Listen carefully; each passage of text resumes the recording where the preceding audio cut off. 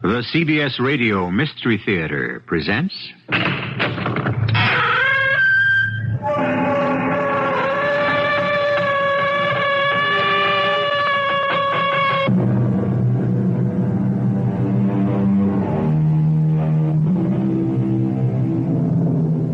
Come in.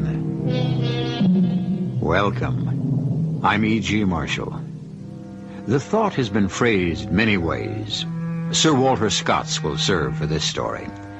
But come he slow or come he fast, it is but death who comes at last. A statement we all have to accept, but how few of us risk it coming fast. Which brings us to this story of a headstrong girl named Valerie Reynolds, who for her own mysterious reasons refused to heed all warning of danger from the man she should have listened to before all others. Jeff, will you mind your own business? I'm going back to the inn, and Herr von Dorn is driving me there. Get out of that car, Val. I'm warning you. Warning me? Of what? Okay. You asked for it. This character you're chasing around with is... Chasing around? I've had it. Let's go, Hendrik. I'm not going to listen to any more. You listen. Lay off this guy if you know what's good for you. He's a murderer.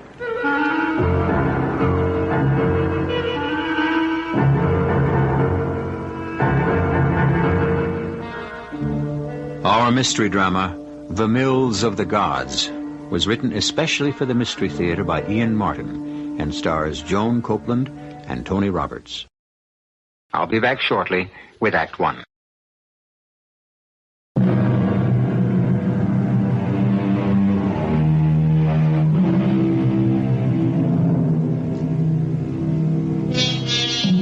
Paris in the summer is just as gay and just as lovely as the spring. But like most big cities, it is hot. And it is crowded. Not so much with Parisians as with tourists, the bulk of them, as always, American. But there are other Americans in Paris, too. And if they are old hands looking for a familiar face, they head down the Boulevard Saint-Germain at the aperitif time for Les Deux Magots, the sidewalk cafe that is the crossroads of the world. Dick! Jeff! I can't believe it. You're the last person I expected to find here. And you're the last I expected to see. Why? Didn't Val tell you? What? Murder, it's hot. Just let me get something cool. Wait a minute. Didn't Val tell me? Yeah, but I was coming back from the Mideast. Oh, well, she couldn't very well. Neither one of us have been in Paris. I went down to Antibes for a week to get out of the heat, and Val left nearly a week before me. Left? For where? Oh, some little hotel at Scheveningen. Den Haag? Yeah. Holland? Hey, but that doesn't make sense. Well, what do you mean? Yeah, but I've been writing her every day, and I've gotten replies, and they were all postmarked from Paris, here. Oh. I thought she was at the flat. What'd she go to Holland for? Oh, I don't know. Get away from the heat, I suppose, and Scheveningen's got a gorgeous beach. Yeah, but she doesn't have any friends there. Look, my sister has friends everywhere, and she didn't expect you to bust out for at least a month. Roving TV correspondents are about as reliable as the weather report. I know. Except, I have big news. I'm going home to the States to be second banana on the New York WBS team. Ah. I'm a success at long last, and I came back with wedding bells jangling in my ear. Well, you know, she's going to flip when she finds out she wasn't here to greet you. You got a phone number? No. Wait a minute. If we get back to the apartment, I can give you her address, and you can write her. I'm going to do a hell of a lot more than that, brother-in-law-to-be. I'm going to go join her at Scheveningen, just as fast as I get that address from you. There's something out of whack about this whole thing.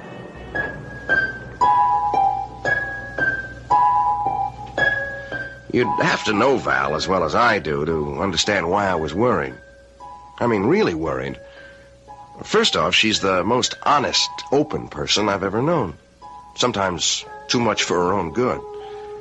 And then she's reckless with herself. I mean, you don't become one of the world's top downhill skiers with 2 Olympics behind you without being that. And that's where I met her, skiing. Of course, I'm not in her class. At skiing, anyway. Also, she's rich. I mean, really rich, which is the only thing... Well, it's the main one, anyway, that's held up our marriage. But there are a lot of guys in Europe who don't have the same scruples and are after rich wives who also happen to be beautiful. And last of all, I'd been away from her for too long.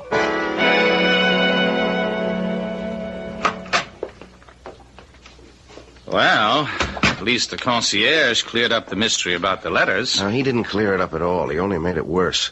Why would Val have been sending him letters in an envelope addressed to him to mail to me as though they came from Paris? I don't know. You got me. Doesn't make any sense.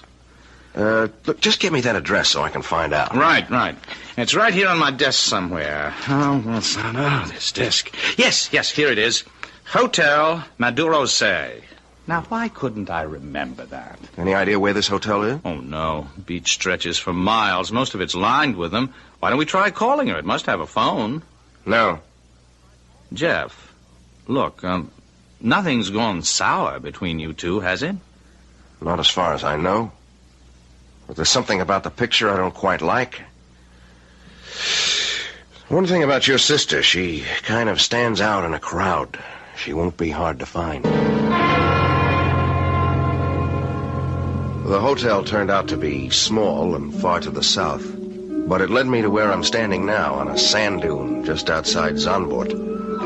It's a high, clean summer day with bright sun and glorious blue skies. But for me, everything's outlined in burning red, and the sand stings against my eyes. For at this moment, now, I'm watching the woman I love, Valerie Reynolds. The afternoon sun silhouettes all the long, clean lines of figure, tall and slim next to the big, powerful, bearded man beside her. And then, as I watch in what seems agonizing slow motion, they turn towards each other, and I see Valerie, my Val, take his hand. Valerie. Yes, Henry? You are so incredibly lovely. Desirable. I adore you, and you are perfection. But you know that. Hardly. If I were perfection, I wouldn't be a real flesh and blood woman. And if I weren't a woman, how could I be in love? With me. Oh, please. Let me go, Henry. Why, have I said something wrong? Done something? Oh, scarcely. At least not yet. Then why? Why do you resist? How stupid of me. Of course, I have been in too great a hurry, rushing things. It is a matter of time, no? No is right. It is more a matter of tide, since we're not dressed to swim. How? The next wave, or at least the following one, and we'll really get our feet wet. Now, if we don't move, the tide's coming in fast. Shall we go? You are right. And it is the next. Run, Valerie, run. I'll race you to the dunes. And if I catch you? As we old Yankees say, first catch your fish and then... Oh! Are you all right? Did you turn your ankle? No, I'm fine. I just stepped in a hole. Would you help me up? No, I have a better idea. Look, we are beyond the tide line. I'll join you. Sit beside you. The sand is warm. The sky is so blue. Maybe I will just lie here a moment. How beautiful you are. Between the wind and the sand, I'll bet. Like some Greek nymph washed shoreward by the restless sea. Love words. Challenging. Enticing. Like your music. You make more music for me than I ever can from the piano. My words are all of love. We were speaking of love, remember? Yes. And my question still remains unanswered. I love. Do you? I love the sea, the dunes, and the feel of the sand warm against my back, and the wind washing the sun gently across my face. What do you think has brought me here every day, away from the beach crowds at Svenningen, the noise, the laughter, the parties? You still haven't answered me. Men. And the eternal question. No, don't say anything, Henry. Let me. I came here that first day because I love the dunes and the sand and the sea and the silence. And then, walking along the sea's edge, the wind brought me your music. A real siren song drifting on an offshore breeze from your old windmill.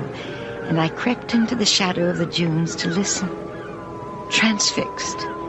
Unseen. A little drunk on the music you can coax from that piano. No, not unseen. I saw you come day after day. My feet and my heart kept leading me back. I wanted to call to you, to come to you. But each time when I left the piano, by the time I reached the ground floor and onto the beach, you had vanished. Almost like a dream. Until today. When I left, you were waiting. And we said hello and walked towards the water, and suddenly we were hand in hand. Yes, I am in love. With me? Well, for the moment, in love with love. Isn't that enough? We could start to find out. Kiss me. No. Why not? But this is a little public, isn't it? There's no one to see or care but us. I'm afraid you're wrong. Way down there up on the dunes, the two figures. Where? Oh, yes. Yes, you are right. But why should they care anything about us? Oh, I'm sure they don't. But what we have, I care about. It is for us alone. No, don't get up. Don't leave. Today I must. You and I, we will make a private meeting, just for the two of us, where we will be alone. Walk me to my car. Far away from the dunes, I've watched Val and this man. I don't need to hear any words to know it's a love scene. It's there in every gesture and every move. I'm sick to my stomach with disbelief. I never dreamed that I would really have lost Val to another man. And for the first time in my life now, I have the unbearable feeling of being absolutely alone. The lady is a friend of yours? It's a voice out of nowhere, and I turned. It belongs to a small man in an ill-fitting, old-fashioned English walking suit, a pair of binoculars in his eyes. He lowers them and comes towards me, limping slightly on his right leg as he repeats. Mille pardon if I intrude, but the lady is a friend of yours? Yes. Under the circumstances, maybe I should say was. Ah, l'amour, monsieur. Man's escape from reality. The great illusion. What? A trap. Love. It is a veritable trap. Monsieur will observe that I am a bachelor. So? The only safe condition. Monsieur, do me a favor. But of course. Would you mind taking yourself and the philosophy course in blow? Blow? Scram, make yourself scarce. Allez-vous-en. Oh, yes, of course. But first, monsieur, just one more thing. Your young lady, she needs help. No, not from me, not this time, not ever again. She made this bed herself, so let her lie in it. Even if she is in grave danger? What danger? This man, take it from me, I know. To my certain knowledge, he is responsible for the deaths of at least 3 young women. In short, monsieur, this is not a man. He is a murderer. He looks up at me, this little man who is materialized beside me from nowhere. His eyes quizzical and as brightly black as a bird's. I have no idea who he is, but something about him, somehow, makes me know that he's telling me the truth.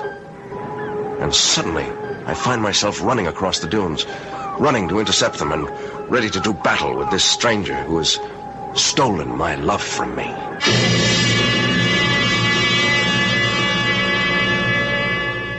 Well, now, here's a nice tangled little web to unweave, with all the classic 6 questions on murder, Who is the little man with the limp? What is Hendrik Van Dorn after? Why has Valerie forgotten the man she so recently planned to marry? How is the murder to be accomplished, if indeed it is planned? And where will it be, or when? I'll return shortly with Act 2.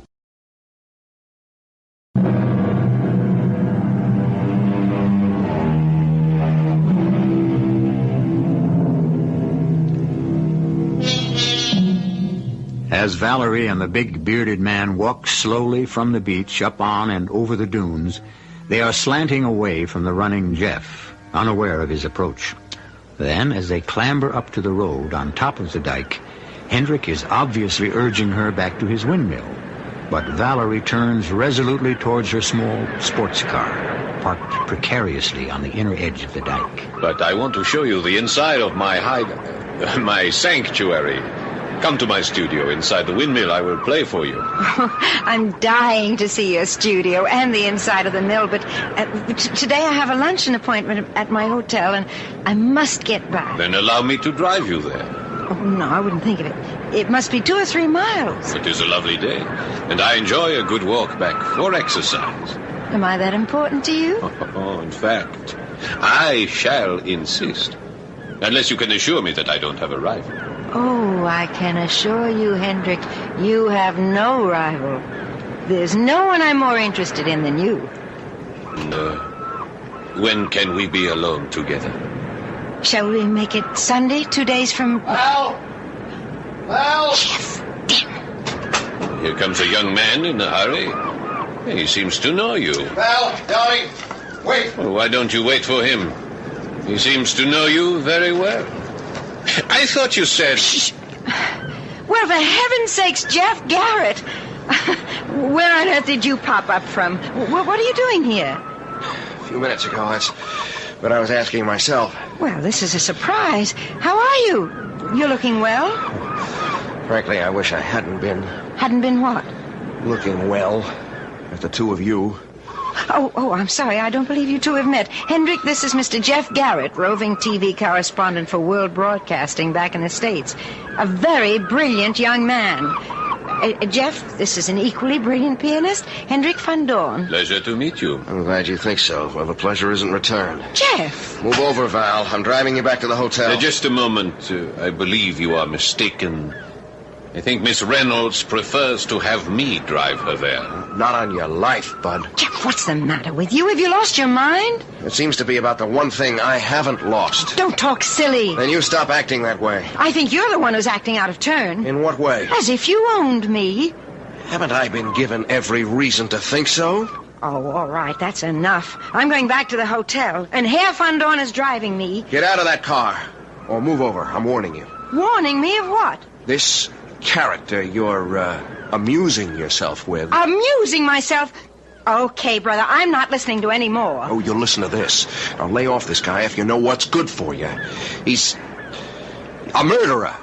Oh, well, now that really tears it. Hendrik, please, get in the car. Look, if you don't believe me, look at his face. If that doesn't convince you, ask... Get in, Hendrik. Ask who, Jeff? The little guy back there, the one with the limp. Hey. What happened to him? Where'd he disappear to? I don't know, but I suggest wherever it was, you beat it there, too. Oh, wait a minute, Val. Why don't you pay attention to me, you fool? Get away from me. There's never been anything between us, and I never want to see you again. That's really the way you want it? How else? That's just the way I want it. You've almost spoiled everything for me. Please, let's go, Hendrik. Your wish is my command.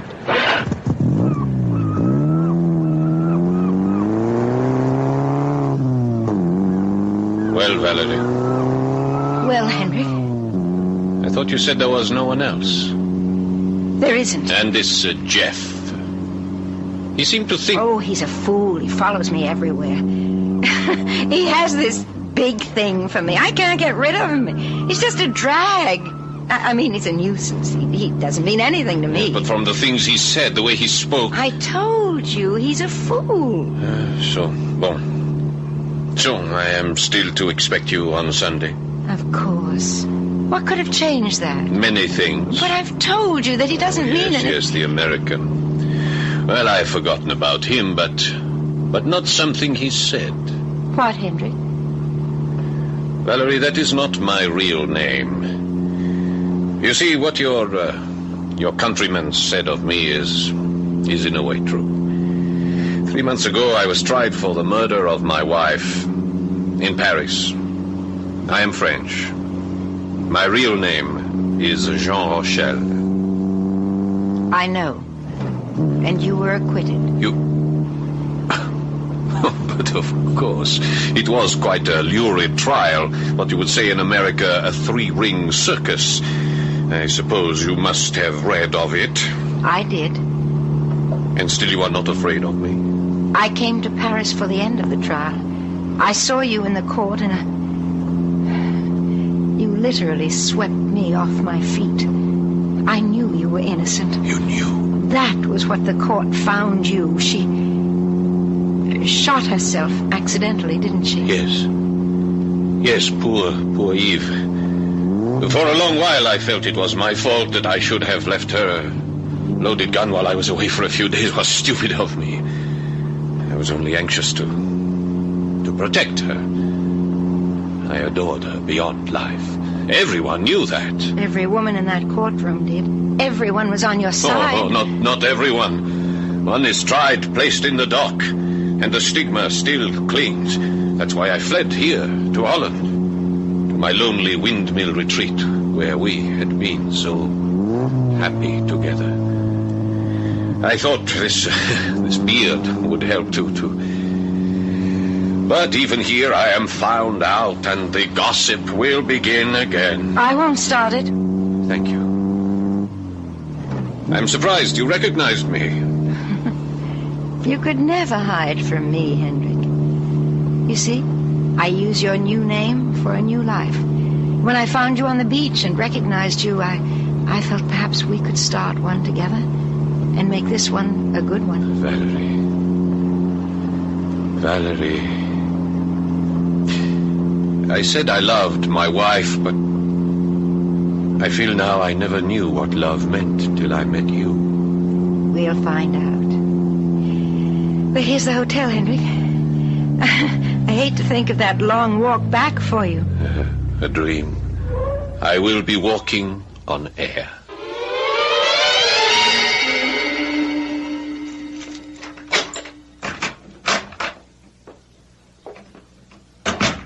Bonjour, Mademoiselle Reynolds. Excuse, you will pardon my presence in your room, uninvited, I hope. How did you get in here? In my profession, one has ways. Unofficial sometimes, but as you see, effective, huh? Who are you? Permit me to introduce myself. Inspector Michel Beauvais, Paris Police. My credentials, here. Oh, the Sûreté. Uh-huh. Of course, the little man with the limp. Pardon? You were the one who told Jeff that Hendrik was a... Oh, that Hendrik Van Dorn, as he calls himself, was a murderer, correct? But why did you disappear? Well, one must observe, mademoiselle, that I am known to this man. He must not see me, but it is of the utmost importance that I see you. Therefore, my unwarranted presence in your room. You see, we must talk together, you and I. What is it we have to talk about? About your safety and a very dangerous man. Hendrik? Hendrik. Why so dangerous? Didn't you police acquit him? The courts, mademoiselle, not the police. And only this murder. There have been others? Alors, I have only admiration for you, but let me tell you of this man. He has a magnificent talent for the piano, vraiment. And he is an heroic figure, sans doute. For years, he has used these gifts to trap, shall we say, at the least, trusting women. First, money and jewels, and when that is not enough, marriage, settlements that make him the one to inherit. And then, unfortunate accidents. 3 times that we know of, he has been married. 3 times a grieving widower. And each time, he is left richer than before. But That's incredible. Why haven't the police managed to... But the police, mademoiselle, unlike Hendrik or Jean Rochelle, or however you call him, are only human. He is very careful. This last time we actually thought we had him trapped, but enfin, alas, he slipped our noose again. Now, what matters is that I am here to warn you. He is a vicious murderer. You don't have to warn me. I know. Ah? You know? Now it is my turn to talk, Inspector. You see, this last wife of his, Eve Stallings, was one of my best and closest friends. We grew up together.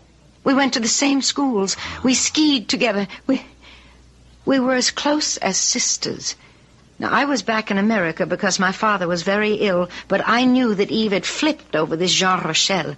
And it wasn't until I was coming out of the sadness after my father's death that I heard about her death and the trial. I left for Paris immediately. But why? Because I wanted to be a witness. I knew Eve could never have killed herself. Oh, so you believe, as I do, that this was no accident. Knowing that, how can you risk your life with this man you believe murdered your friend? He likes attractive, young, and rich women. I am young, I'm attractive enough, and unreasonably rich. Huh? And you had some idea of taking the law into your own hands?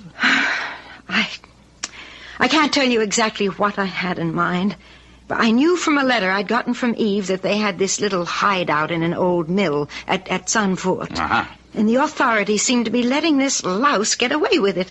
So while I was waiting for the man that I loved to return from the Middle East, I thought I'd try to measure up for Eve's sake. Mm-hmm. What was your plan? To rope him in if I could first, and then... And then what? When the whole Paris Sûreté, the police, had failed, how did you hope to succeed? Well, I might be able to make him confess the truth. Could we not work together, you and I? That brings me to a question of my own. What are you doing here? Like you, I am unsatisfied by the turn that justice has taken. Besides, it is my vacation. I am a bachelor. I have no ties. But no jurisdiction here in Holland. No, none. My hopes are as flimsy as yours. Until now we have met. Now I think together we could trap him if you would risk it. I do not think you have to fear him so much if you are not married to him. Married to him? I don't think that's Hendrik's general notion. Oh, but of course it is. Do not delude yourself for a moment. He has not recognized you. You satisfy the two cravings of his soul. Soul, if he can be said to have one. What? You are very beautiful and very rich. Parbleu, you are the perfect piece of cheese to catch a... mademoiselle will, comme on dit, forgive the figure of speech, huh? If I looked strange, it wasn't because of that. It was Jeff. Ah, the headstrong young man I met earlier. Huh? I've hurt him so terribly. How can I find him to explain? Don't worry. You must allow me to do that. No. I want to do it myself. Now, trust my instinct in this, please. For once, it would be better for a policeman to do it than a woman, even one so desirable as you. Now, let us make our plans together, how we must trap this rat.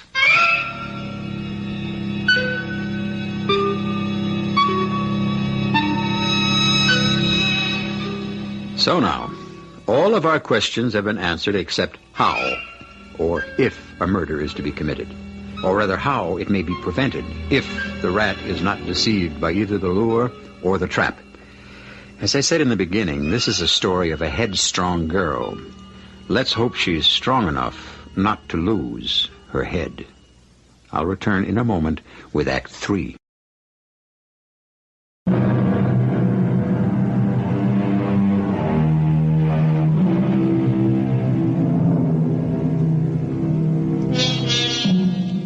It's Sunday at the old windmill on the beach.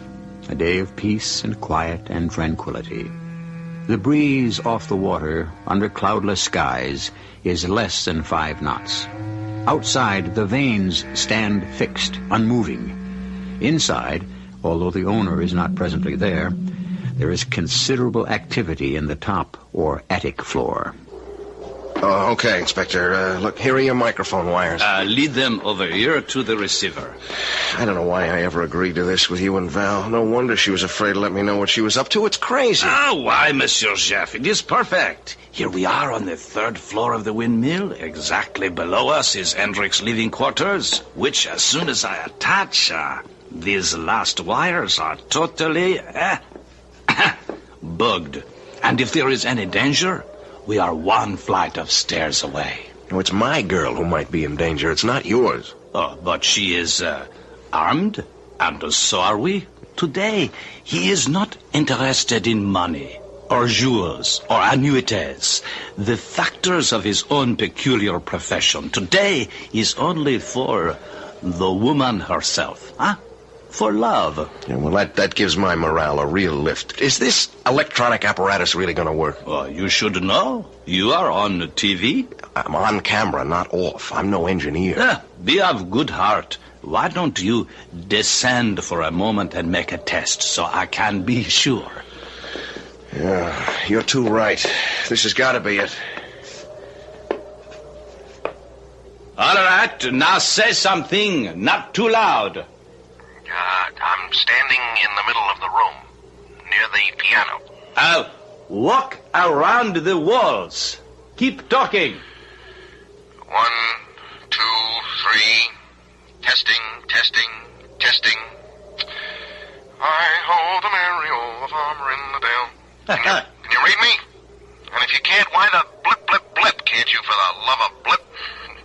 You read me? Parfaitement. Come upstairs now and close the door at the bottom. Well, it works. Oh, like a charm. And you sing very well. Look at the time. Check and see if they are coming. They should be here any minute.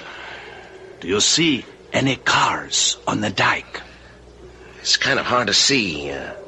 One arm of the damn windmill stretches right across the window. But you can see through the weather vanes? Sort of. Uh-oh. What is it? Looks like his car. Yep. They're almost here. Eh bien, from now on, we must be as quiet as the grave. Check. I just wish as long as you're showing off your English, you'd picked another figure of speech.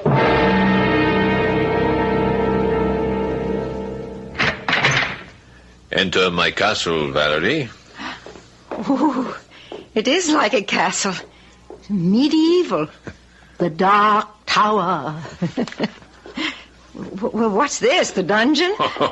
Nothing so terrible. This is where they put the flour in the bags. And that great wooden chute that comes down from the ceiling? The millstones ground the grain and fed it down that chute as flour to be bagged. Oh, it's a strange, musty smell. Oh, upstairs we will be away from it. Come. There are hundreds of old flour bags dried out and rotting away. I keep meaning to have them moved. They are a real fire hazard. Oh, these stairs. They're never ending. I must apologize for my strange quarters. I think it's exciting. And it's romantic. Excuse me. This is my studio and my living quarters. You will find it more comfortable, I think. Oh, it's so wonderful. And how unique. So those are the millstones. Ooh, this one from floor to ceiling, it must weigh tons.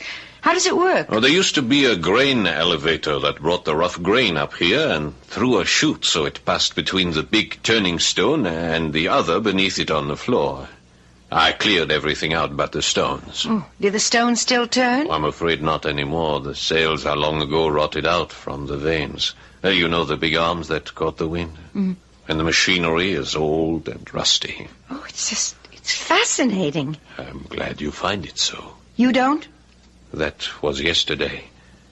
I am more interested in today. I find you much more fascinating. In time, Hendrik. In good time. Yes, but I promised to play for you. What would you like to hear? I leave that up to you. Play as you feel. As I feel. Then it must be this.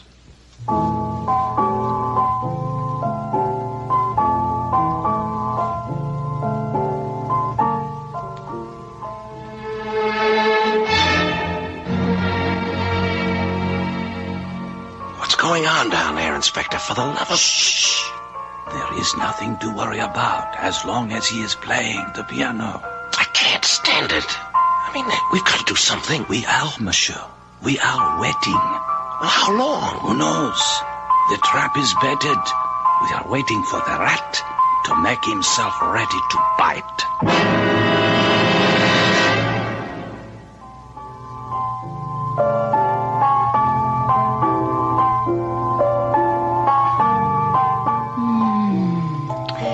Lovely. Yes. Lovely. Enchanting. Unbelievable. What music. Not the music. You, Valerie. I adore you. Beyond reason. And I have to know... To know what? What I asked you on the beach 2 days ago. Do you love me? Well, that's so hard to answer. Why? Well, I don't know if I could ever be satisfied with second best. What do you mean, second best? Your wife. I read the transcript of the trial. I was there, and you yourself told me. You said you loved her completely. How can any man who has loved like that ever love completely again? Is that all that stands between us? Isn't it enough? We are alone. Supposing I were to tell you the truth. That I hated her. That I couldn't stand her. But you said that While I was on trial, I could scarcely admit it. But it's true. I loathed her.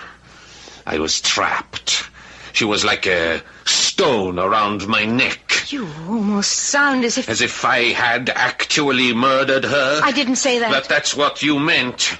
If I had a wife... And she stood between you and me. And there was no other way out but murder. I would do it for you. You would kill her? Shoot her? Anything. Anything to possess you. No, Hendrik, please.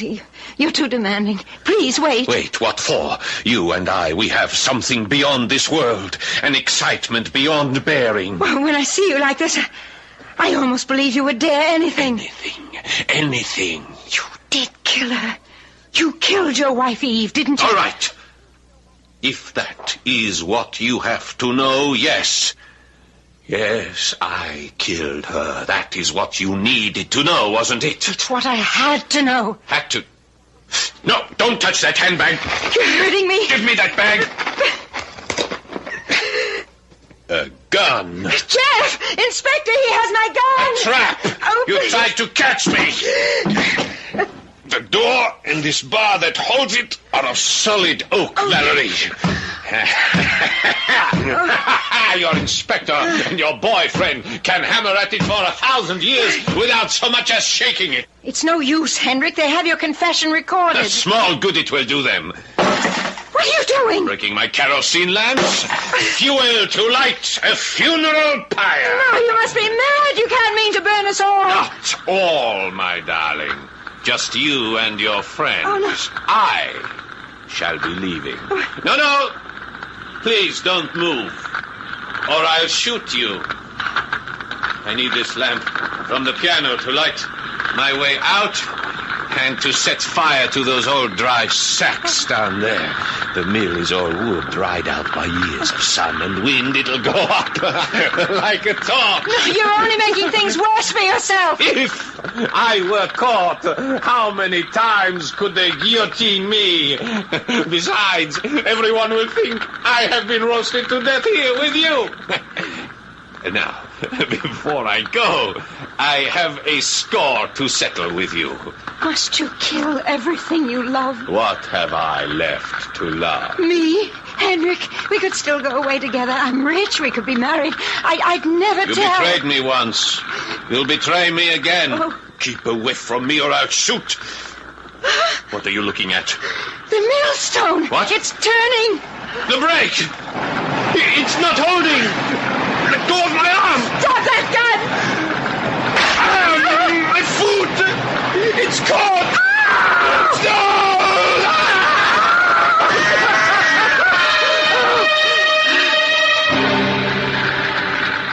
Can't we do anything for him? Take it easy, darling. You couldn't get within 50 yards of that blaze. When the roof went, it became one enormous chimney. Don't waste any tears on him, Val. No, I'm not. He deserved to die, but not the way.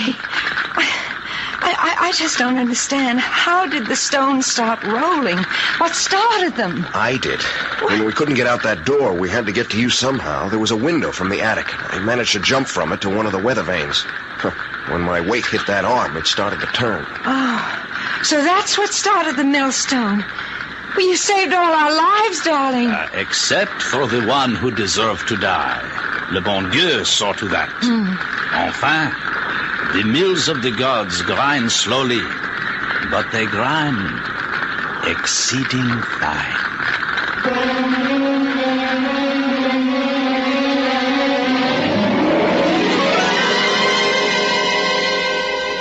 The inspector's words were prophetic, for the fire was never brought under control, and the old windmill burned to the ground, a mass of charred cinders and ashes. Only the gigantic wheels remained, undamaged, fallen together to the ground, and embedded there, upright, standing like two great tombstones. But of the corpse they marked, not one shred remained. Hendrik van Dorn, or Jean Rochelle, had vanished as if he had never been. I'll be back shortly.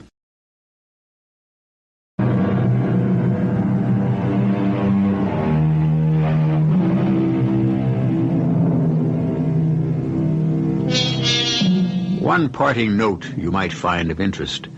The famous lines the inspector quoted were originally written by Friedrich von Logau. Longfellow only translated them in a poem called Retribution. And there are two more lines which are not so familiar, but in this case very apt. Though the mills of God grind slowly, they grind exceeding small. Though with patience he stands waiting, with exactness grinds he all. Our cast included Joan Copeland, Tony Roberts, Paul Hecht, and William Redfield. The entire production was under the direction of Himan Brown. And now, a preview of our next tale. Ever since you came here, I have the feeling I'm not talking to Carlos Ukaila, but to a stubborn Incan Indian desperately clinging to beliefs that were exploded 500 years ago. I don't like the idea of your being in danger. Oh, come off it, Carlos. You're far too intelligent to believe in the supernatural power of some words written by some old Indian on a 5-century-old death mask. To say you believe that is... It's the height of idiocy. You have no fear of words written on the most sacred relic in Incan history. Give me the paper. Thank you, Carlos. I'd rather not take thanks for this. If this likeness be violated by plunderers, then will the wrath of Viricocha bring to them a swift and certain doom which will pursue them to their graves and beyond. This is E.G. Marshall inviting you to return to our Mystery Theater for another adventure in the macabre. Until next time, pleasant dreams.